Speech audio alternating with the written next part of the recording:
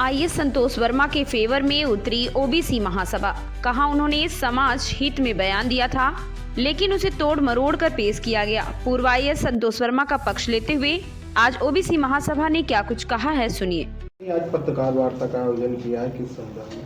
आज की पत्रकार वार्ता का मुख्य बिंदु ये है कि 18 जनवरी 2026 को भोपाल में महाजन आक्रोश रैली होना है। वहाँ पर एसटी एससी ओबीसी के मध्य प्रदेश के लोग इकट्ठे होने हैं, उसके संदर्भ में होना है। तो मैं उसके पीछे की पृष्ठभूमि आप सब लोगों के माध्यम से मैं समाज तक अवगत कराना चाहूँगा कि 23 नवंबर 2025 को अजाक्स का प्रांतीय अधिवेशन हुआ था। उस प्रांतीय अधिवेशन में नवनिर्वाचित प्रांतीय अध्यक्ष परम आदरणीय संतोष वर्मा साहब ने एक सामाजिक समानता को लेकर और बैकलॉग पदों की भर्ती और आरक्षण को लेके समाज को एक छोटी सी समझाइश दे रहे थे सामाजिक समानता को लेकर। तो उस छोटे से वक्त उनके बड़े वक्तव्य को न चलाकर एक छोटी सी लाइन को चलाकर समाज में भिन्नता और भेद और बंटवारा पैदा किया जा रहा। जबकि आईएएस संतोष वर्मा जी द्वारा बाद में 23 नवंबर को बोले गए जो शब्द थे उसमें उन्होंने खेद भी प्रकट किया था कि अगर हमारे इन शब्दों से किसी की भावनाएं आहत हुई हो तो हम क्षमा चाहते हैं, सार्वजनिक रूप से माफ़ी चाहिए थी। इसके बाद भी मध्य प्रदेश में तरह तरह के सामाजिक संस्थाओं और हर तरफ के द्वारा समाज में एक विघटन पैदा किया जा रहा। और जो हमारे देश का अंग है, अगर हम संविधान की बात देखें तो यूआर एसटी एससी ओबीसी ये हमारे शरीर के 4 भाग हैं। अगर आप इन 4 भागों में से किसी एक भाग को काट के निकाल देंगे तो हमारा भारतवर्ष नहीं चल सकता है। तो इसी परिप्रेक्ष्य में हम आप सब के माध्यम से ये बात पहुंचाना चाहते हैं कि आईएएस संतोष वर्मा जी के विरुद्ध जो कार्रवाई हुई है, उनके माफ़ी मांगने के बाद भी और पूरे प्रांत में अजाक संगठन, सामाजिक संगठन और कर्मचारी संगठनों द्वारा ज्ञापन दिया गया कि उनके विरुद्ध कार्रवाई ना हो, क्योंकि वो भी हमारे हिंदू समाज का भाग हैं। जैसे एसटी एससी ओबीसी ये 4 भाग हैं, तो वो भी उन्होंने केवल सामाजिक समानता की बात की और केवल 3-4 शब्दों को लेकर पूरे देश का माहौल बिगाड़ा जा रहा है लोगों द्वारा। संबंध, दान और उन्होंने सामाजिक समानता की बात की। तो सामाजिक समानता की अगर बात करते हैं, जाति की बात करते हैं, तो हमें खुलकर ब्राह्मण, क्षत्रिय, वैश्य, शूद्र जो ये व्यवस्था है जो वैदिक काल से चली आ रही, तो ये बातें करने में बिल्कुल किसी को संकोच नहीं होना चाहिए। खुलकर लोग आज इस बात पर चर्चा करते हैं। इसी तरह हमारे प्रांताध्यक्ष महोदय ने खुलकर बात की। तो समाज में जो विघटनकारी शक्तियां हैं, जो समाज को बांटना चाहती है, जो हिंदू समाज की एकता को खंडित करना चाहती हैं, उन्होंने पूरे प्रदेश में एक विपरीत माहौल बनाया।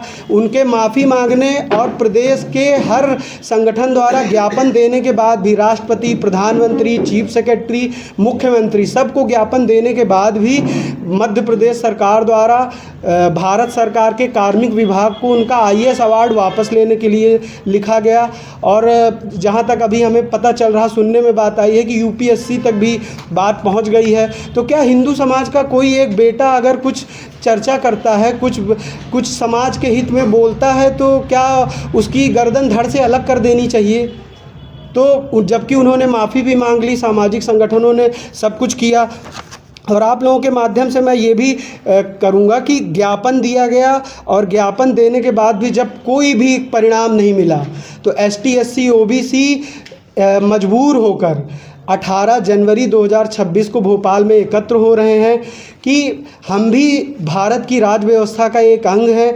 जैसे कहते हैं, सुनने में आया है, ऐसा मुझे तो नहीं पता सत्यता क्या है, कहते हैं ब्राह्मण, क्षत्रिय, वैश्य, शूद्र, तो ये कोई पैर से पैदा हुआ, कोई जांग से पैदा हुआ। तो आप बताइए, मैं आप लोगों के माध्यम से निवेदन करता हूं कि अगर आप शूद्र को कहते हैं कि पैर से पैदा हुआ, आप उसका पैर काट लीजिए तो शरीर चलेगा क्या? इसी तरह भारत को अगर विकसित राष्ट्र बनाना है 2047 तक, तो हमें एसटी एससी ओबीसी संपूर्ण वर्गों को साथ में लेके चलना पड़ेगा और सभी वर्गों के हित की बात करनी पड़ेगी। गलतियां किससे नहीं होती हैं? उन्होंने तो क्षमा भी मांग ली, इसके बाद भी पूरे समाज में आक्रोश है। एसटी एससी ओबीसी में भयंकर आक्रोश है। पूरे देश का एसटी एससी ओबीसी उबल रहा है। अब पूरे प्रदेश से, हमारे देश के आसपास के कोनों से, दक्षिण भारत, उत्तर भारत, पूर्वी, हर जगह से लोग लोग, जनप्रतिनिधि, सामाजिक संगठन, कर्मचारी संगठन, सब लोग संयुक्त ST/SC OBC संयुक्त मोर्चा के बैनर तले सब लोग इकट्ठे हो रहे हैं। और जो हमारी उसमें मांगे हैं, पहली हमारी मांगे हैं उस हमारे 18 जनवरी के उसमें कि सबसे बड़ा हमारा जो समाज है, अगर आप देखें, आप लोग सब लोग अवगत होंगे, जो जनगणना होती है OBC सबसे बड़ा जनसंख्या अनुपात में बड़ा है, तो उनको 52% आरक्षण देने की हमारी यहाँ पे मांग है। और दूसरी मांग है IAS संतोष वर्मा जी, नवनिर्वाचित अजाक्स के जो प्रांताध्यक्ष थे, उनके विरुद्ध जो भी कार्रवाई की गई है उस कार्रवाई को वापस लिया जाए और उनको यथावत वहीं पर पदस्थ किया जाए। और हमारी तीसरी मांग है, आप लोगों को पता होगा, बैकलॉग के 1,75,000 से ज़्यादा पद खाली हैं। वो नहीं, 2003 में मुझे याद है, उस समय हम शायद नाबालिग रहे होंगे या ज़्यादा हमको पता नहीं था। हमारी जहाँ 2003 में बैकलॉग की एक बार PSC आई थी, उसके बाद से बैकलॉग पद नहीं भरे गए। अगर सामाजिक समानता लानी है तो ये सारे काम हो जाएंगे, तो अपने आप हिंदू समाज संतुलित हो जाएगा।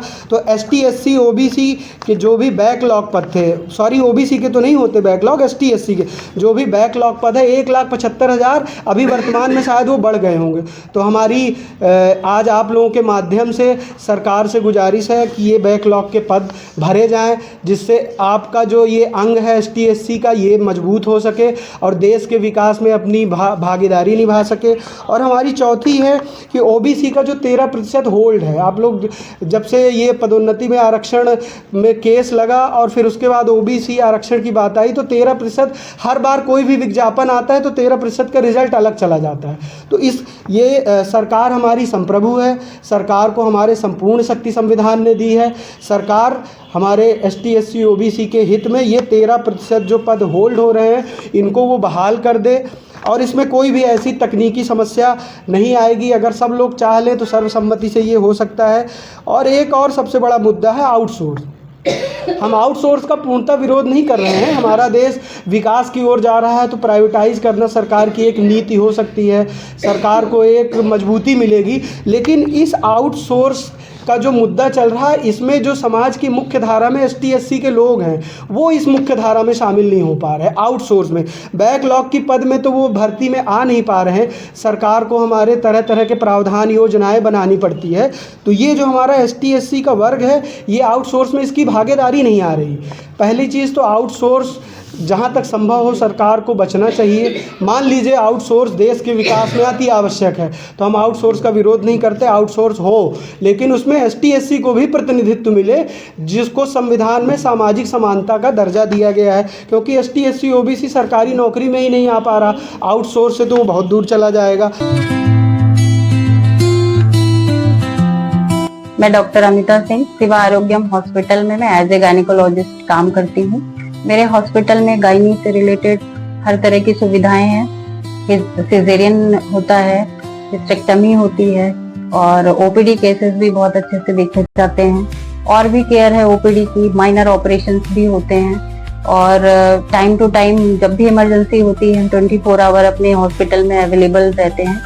एनी टाइम कोई भी पेशेंट अगर फोन पे भी अवेलेबल होता है या व्हाट्सएप पे अवेलेबल होता है, तो भी हम उसको पूरी केयर देते हैं। पूरी कोशिश करते हैं कि हमारी तरफ से मरीज को किसी भी प्रकार की समस्या ना हो।